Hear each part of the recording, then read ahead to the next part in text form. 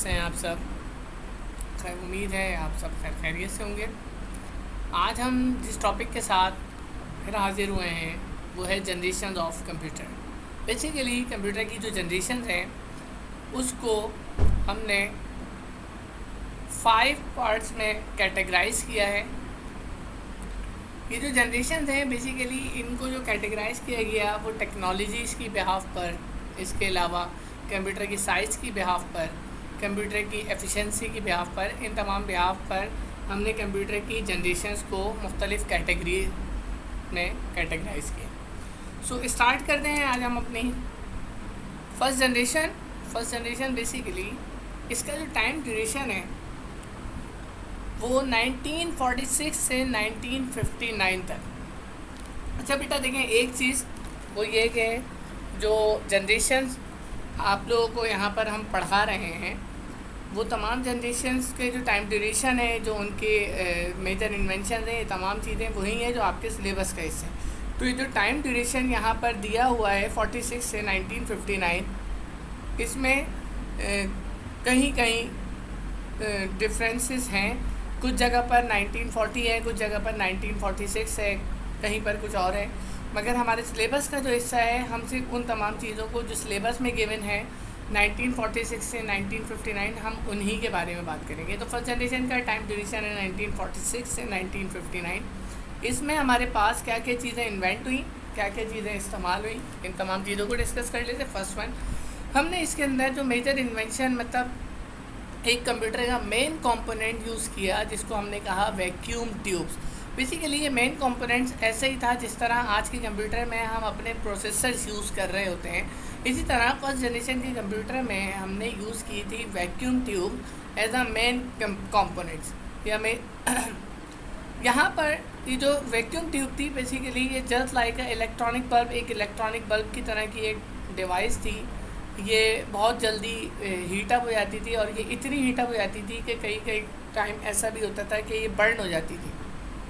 सो इस जनरेशन के कंप्यूटर के लिए बाकायदा वैक्यूम ट्यूब्स के लिए एयर कंडीशन रिक्वायर्ड होते थे ताकि ये इसको ठंडा कर सकें। सेकंड चीज़ हम अगर बात करें मेन मेमोरी की, तो पंच कार्ड को हमने यहाँ पर मेन मेमोरी फर्स्ट जनरेशन में जो मेन मेमोरी है वो हमारे पास पंच कार्ड यूज़ हुई थी। बेसिकली पंच कार्ड ये हम पहले पढ़ चुके हैं कि हरमन हॉलरिथ ने पंच कार्ड को इन्वेंट किया था और उसमें हम डेटा को बआसानी फीड कर सकते थे। ये वही पंच कार्ड था जो फर्स्ट जनरेशन के अंदर हमने मेन मेमोरी के तौर पर यूज़ किया। उसके बाद इनपुट आउटपुट डिवाइसेस की बात करते हैं, तो इनपुट जो है वो हम पंच कार्ड के ज़रिए कंप्यूटर को प्रोवाइड करते थे और आउटपुट जो आता था वो हमारे पास पेपर पे आता था। और लास्ट वन अगर हम बात करें लैंग्वेजेस की, इस computer first generation of computer की जो उसमें लैंग्वेजेस यूज़ हुई थी वो थी हमारे पास लो लेवल मशीन लैंग्वेज को हमने फर्स्ट जनरेशन कंप्यूटर में यूज़ किया। उसके बाद है हमारे पास सेकंड जनरेशन ऑफ कंप्यूटर। इस सेकंड जनरेशन ऑफ कंप्यूटर का जो टाइम ड्यूरेशन था वो था 1959 से 1964 और इसमें जो मेन कंपोनेंट यूज़ हुआ था वो था ट्रांजिस्टर। बेसिकली जो ट्रांजिस्टर था ये एज़ कंपेयर वैक्यूम ट्यूब के तो साइज़ में छोटा था, ऊपर से ये जो बहुत ज़्यादा रिलायबल हमारे पास एक ऐसी डिवाइस बनाई गई थी, बहुत ज़्यादा रिलायबल थी, बहुत साइज़ में छोटी थी, काम बहुत जल्दी से कर लेती थी बआसानी।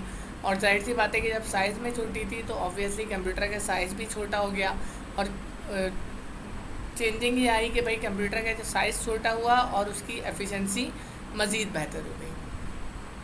उसमें हमने मेन मेमोरी यूज़ की थी रैम एंड रोम, जो आज भी हमारे कंप्यूटर्स के अंदर यूज़ होती हैं। एक्सटर्नल डिवाइस जो हमने यूज़ करी, एक्सटर्नल स्टोरेज वो डिवाइसेस यूज़ करी थी वो हमने यूज़ करी मैग्नेटिक टेप और मैग्नेटिक डिस्क। ये हम आगे चैप्टर नंबर 4 में डिस्कस करेंगे ये होती क्या।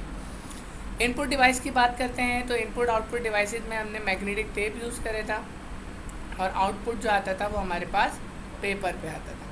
और लास्ट वन अगर लैंग्वेज यूज़ हुई थी सेकंड जनरेशन ऑफ कंप्यूटर में असेंबली लैंग्वेज और कुछ हाई लेवल लैंग्वेजेस हमने यूज़ की थी सेकंड जनरेशन ऑफ कंप्यूटर के अंदर। उसके बाद जो हमारे पास जनरेशन थी वो थी थर्ड जनरेशन ऑफ कंप्यूटर। तो थर्ड जनरेशन ऑफ कंप्यूटर की अगर हम टाइम ड्यूरेशन की बात करें तो ये 1965 से 1970 और या 1971 तक ये कंप्यूटर की थर्ड जनरेशन पर काम हुआ और थर्ड जनरेशन का टाइम ड्यूरेशन ये रहा। उसमें जो मेन कंपोनेंट यूज़ किया वो यूज़ किया आईसी, जिसे हम बोलते हैं integrated circuit. Integrated circuit basically हमारे पास बेसिक मेन कंपोनेंट था थर्ड जनरेशन ऑफ कंप्यूटर का। ये एज़ कंपेयर ट्रांजिस्टर के ये मोर रिलायबल था, साइज़ में बहुत छोटा था और एफिशिएंसी इसकी बहुत ज़बरदस्त थी। इसमें जो हमने मेन मेमोरी यूज़ करी थर्ड जनरेशन में वो यूज़ करी थी पी रोम और डी रैम। ये आगे चैप्टर नंबर 4 में डिस्कस करेंगे कि पी रोम क्या है और डी रैम्स क्या है।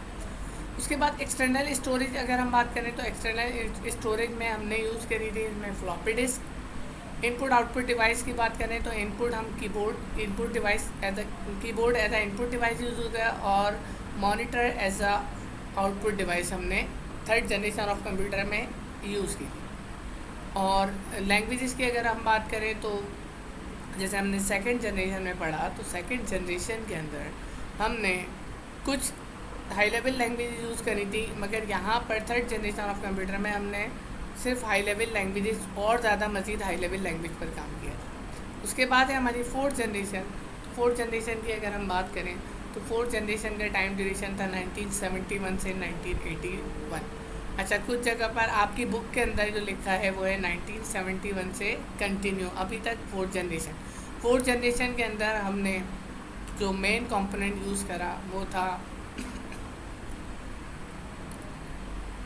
Very large scale integrated circuit VLSI। LSI large scale integrated circuit और VLSI very large scale integrated circuit, ये हमने यूज़ करा, जिसे हम माइक्रो प्रोसेसर भी बोलते हैं। ये माइक्रो प्रोसेसर यहाँ पर ये पिक्चर में गिवन है, तो ये हमने यूज़ करा था as a main component fourth generation of computer में। इसमें जो मेन मेमोरी यूज़ हुई वो यूज़ हुई थी EPROM और SRAM। और एक्सटर्नल स्टोरेज यूज़ करी हमने फ्लॉपी डिस्क और हार्ड डिस्क। ये वही हार्ड डिस्क आज भी हम अपने कंप्यूटर्स के अंदर यूज़ करते हैं। Input output device, input devices बहुत सारी इनपुट डिवाइसेस हमने यूज़ करी थी, जिसमें आता है कीबोर्ड, माउस, जॉयस्टिक, ये तमाम यूज़ हुई। और मॉनिटर को हमने एज आ आउटपुट डिवाइस यूज़ करा। और लैंग्वेजेस की अगर हम बात करें तो लैंग्वेजेस हमने हाई लेवल लैंग्वेज और मज़ीद application software fourth generation of computer के अंदर यूज़ करने शुरू कर दिए थे। और लास्ट वन हमारे पास जो जनरेशन है वो है फिफ्थ जनरेशन ऑफ कंप्यूटर। इसका टाइम ड्यूरेशन 1981 से ऑनवर्ड, और कुछ जगह पर आपकी बुक में है कंटिन्यू टू बियॉन्ड, मतलब ये अभी इस पर मुस्तकिल अभी काम जारी है। ये अभी मार्केट के अंदर इतनी आसानी से फिफ्थ जनरेशन जो है वो मार्केट में नहीं आई है। इसमें हमने मेन कंपोनेंट्स आर्टिफिशियल इंटेलिजेंस, या आर्टिफिशियल इंटेलिजेंस देखें जहाँ पर एक रोबोट दिया है। आर्टिफिशियल इंटेलिजेंस बेसिकली हम कंप्यूटर को कुछ कंडीशंस दे देंगे थ्रू प्रोग्राम, जिसमें कंप्यूटर हमारे प्रोग्राम्स के ज़रिए खुद डिसीजंस मेकिंग कर सकता है कि कौन सा काम मुझे करना है और कौन सा नहीं करना है। जैसे अगर हम रोबोट की बात करें तो आज चाइना और जापान के अंदर बाकायदा रोबोट्स यूज़ हो रहे हैं, जो इस रेस्टोरेंट्स के अंदर एज अ वेटर काम कर रहे हैं। उसमें एक डेटा फीड हुआ हुआ है कि भाई ये आपके पास जो जो ऑर्डर आएंगे आपने वो ऑर्डर लेने हैं, और इस तरह से आपने उन ऑर्डर को रिसीव करके उनको वो ऑर्डर प्रोवाइड करना है। तो ये artificial intelligence. Main memory use करें इसके अंदर EEPROM, सिम और डिम, ये आगे हम डिस्कस कर लेंगे अगेन। एक्सटर्नल स्टोरेज में मज़ीद हमने मैग्नेटिक डिवाइसेस और ऑप्टिकल डिस्क यूज़ करी। इनपुट आउटपुट डिवाइसेस की अगर हम बात करें तो इनपुट आउटपुट डिवाइसेस में कीबोर्ड और मज़ीद पॉइंटिंग इनपुट डिवाइसेस यूज़ करी। स्कैनर को यूज़ करा एज आ इनपुट और monitor as a main output device. ये मेन आउटपुट डिवाइस थी और मज़ीद हमने आउटपुट डिवाइसेस यूज़ करेंगे हम फिफ्थ जनरेशन ऑफ कंप्यूटर। और लास्ट वन अगर हम बात करें लैंग्वेज की तो इसमें आर्टिफिशियल इंटेलिजेंस की अपनी एक पर्सनल लैंग्वेज है जो हम इस फिफ्थ जनरेशन ऑफ कंप्यूटर में इस्तेमाल होंगी। यहाँ तक तो हमारे पास जनरेशन्स ऑफ कंप्यूटर कंप्लीट हुई।